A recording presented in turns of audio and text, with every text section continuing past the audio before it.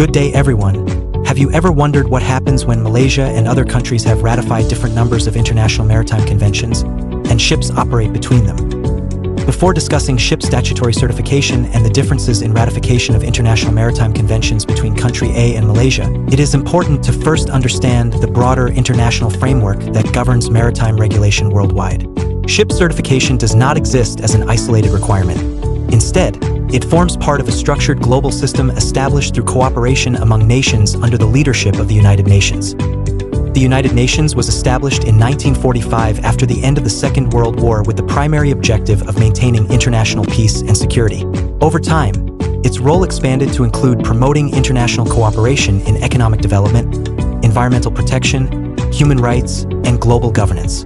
Today, the United Nations consists of 193 member states, representing nearly all sovereign nations in the world, and serves as the main platform for countries to work together on global challenges, including maritime safety and sustainability. Within the United Nations system, maritime governance is mainly coordinated through a specialized agency known as the International Maritime Organization, or IMO. The IMO is responsible for developing international maritime conventions, regulations, and technical standards that ensure safe, secure, and environmentally responsible shipping operations worldwide. These conventions form the legal basis for statutory ship certificates issued by flag states, including Malaysia. In addition, the United Nations promotes sustainable ocean governance through the Sustainable Development Goals, particularly Goal 14, Life Below Water, which emphasizes the protection of marine ecosystems, prevention of pollution from ships, and sustainable use of ocean resources. These global commitments directly influence maritime regulations and certification requirements adopted by member states. Since international shipping is inherently global in nature, vessels regularly operate across multiple jurisdictions.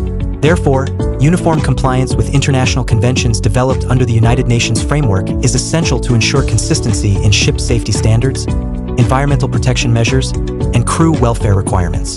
Differences in convention ratification between countries, such as Malaysia and country A, may lead to variations in statutory certification requirements on board ships. Understanding the role of the United Nations and its specialized maritime agency, the IMO, therefore provides an important foundation for analyzing how international maritime conventions are adopted and implemented differently by various countries. Following the establishment of the United Nations, UN, as the main platform for global cooperation, the regulation of international shipping is primarily coordinated through its specialized maritime agency, the International Maritime Organization, IMO. The IMO was established in 1948 at an international conference in Geneva, and its convention entered into force in 1958. Originally known as the Intergovernmental Maritime Consultative Organization, IMCO, it officially adopted the name International Maritime Organization in 1982. Today, the IMO is headquartered in London and has 176 member states, making it the principal global authority responsible for setting standards for international shipping. The main objective of the IMO is to ensure that shipping remains safe, secure, environmentally sustainable, and efficient. Since more than 80% of global trade is carried by sea, international shipping requires a uniform regulatory framework so ships can operate safely across different jurisdictions. Therefore, the IMO develops international maritime conventions that member states adopt and implement through their national maritime legislation and statutory ship certification systems to date. The IMO has adopted approximately 68 international maritime conventions and protocols covering areas such as maritime safety, marine environmental protection, ship security, navigation, liability, and facilitation of maritime traffic. Out of these, Malaysia has ratified about 30 major IMO conventions, demonstrating its strong commitment to complying with international maritime regulatory standards. These conventions form the legal foundation for statutory certificates carried on board ships. Flag states such as Malaysia issue certificates based on compliance with these international requirements. However, when different countries ratify different numbers of conventions, variations may arise in statutory certification standards between ships registered under different flags, which is the key issue being examined in the comparison between Malaysia and country. Among the most important conventions developed by the IMO is the SALAS 1974 Convention, Safety of Life at Sea, which establishes minimum safety standards for ship construction, equipment, and operation. Another key convention is the MARPOL Convention, which addresses the prevention of marine pollution from oil, chemicals, sewage, garbage, and air emissions from ships. The STCW Convention 1978 sets qualification standards for masters, officers, and watchkeeping personnel, ensuring the competency of seafarers worldwide.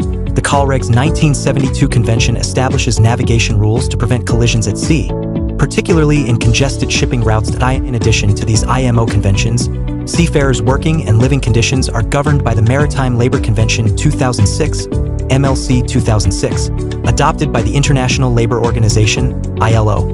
The MLC 2006 is known as the fourth pillar of international maritime regulation, together with SALAS, MARPOL, and STCW, because it establishes minimum global standards for crew accommodation, medical care, employment protection, welfare, and onboard living conditions.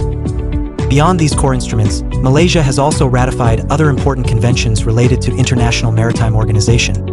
1991 amendments to the IMO conventions that institutionalized the Facilitation Committee, 1993. Amendments to the IMO conventions that expanded council size from 32 to 40, 2021 amendments to the IMO convention, Harmful Anti-Fouling Systems in Ships Bunker Convention, Ballast Water Management Convention, International Convention on Civil Liability for Oil Pollution Damage, Preventing Collisions at Sea, Facilitation of International Maritime Traffic, Establishment of an International Fund for Compensation for Oil Pollution Damage, Convention on the International Mobile Satellite Organization, Load Lines, Limitation of Liability for Maritime Claims, Prevention of Pollution from Ships, Prevention of Pollution by Harmful Substances Carried by Sea in Packaged Form, Regulations for the Prevention of Pollution by Sewage from Ships, Regulations for the Prevention of Air Pollution from Ships, Removal of Wrecks, Oil Pollution Preparedness, Pollution Incidents by Hazardous and Noxious Substances, Safety of Life at Sea, Certification and Watchkeeping for Seafarers, Tonnage Measurement. Together,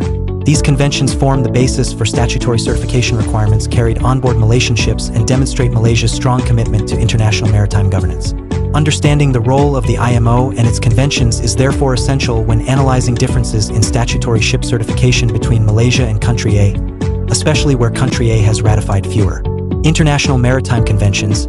After understanding the role of the International Maritime Organization, IMO, in regulating maritime safety and environmental protection standards, it is important to recognize the contribution of the International Labour Organization, ILO, in promoting the rights, welfare, and well-being of seafarers working at sea. The International Labour Organization, ILO, was established in 1919 under the Treaty of Versailles, making it one of the oldest specialized agencies within the United Nations system. The ILO was founded on the principle that lasting peace can only be achieved through social justice, and its work continues to promote international labor rights and human dignity worldwide. A unique feature of the ILO is its tripartite structure, which brings together governments, employers, and workers from its 187 member states. This structure facilitates the development of international labor standards through cooperation and social dialogue, ensuring that all perspectives are considered in the creation of global labor policies and regulatory frameworks in the context of maritime labor. The ILO plays a pivotal role in improving working and living conditions for seafarers, particularly in an industry where personnel often operate in remote, high-risk, and demanding environments. One of the ILO's most significant contributions to maritime labor regulation is the Maritime Labour Convention 2006, MLC 2006, commonly referred to as the Seafarers' Bill of Rights.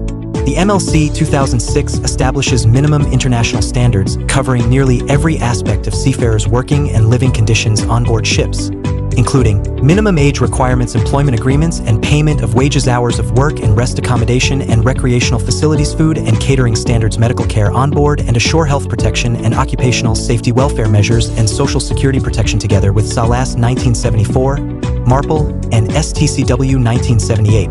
The MLC 2006 is recognized as the fourth pillar of international maritime regulation because it complements technical ship safety requirements with protection of the human element at sea. ILO specifically address issues like social protection, employment standards, and welfare safeguards for maritime workers. By establishing these supporting frameworks, the ILO helps create a safer, fairer, and more secure working environment at sea, where operational conditions can often be challenging and isolated. To ensure the effectiveness of these labor standards, the ILO works closely with the International Maritime Organization, IMO, to integrate technical ship safety measures with labor rights protections. This cooperation ensures that both the physical safety of ships and the employment rights of seafarers are addressed together as part of a comprehensive international maritime regulatory system. An important feature of the MLC 2006 is its inspection and certification system. which requires ships of 500 gross tonnage and above engaged in international voyages to carry. Maritime Labor Certificate Declaration of Maritime Labor Compliance, DMLC Part 1 and Part 2. These documents confirm compliance with international labor standards and are subject to flag state inspection and port state control verification as part of its commitment to improving maritime labor standards. Malaysia has ratified approximately 19 ILO conventions and 1 protocol related to maritime labor protection, including the MLC 2006. This reflects Malaysia's active participation in the global effort to enhance working conditions at sea and ensures that Malaysian seafarers benefit from internationally recognized welfare and employment protections. Through its continued work, the ILO remains a key international organization ensuring that the maritime industry is not only safe and environmentally compliant, but also fair, humane, and socially responsible for the seafarers who support global shipping operations.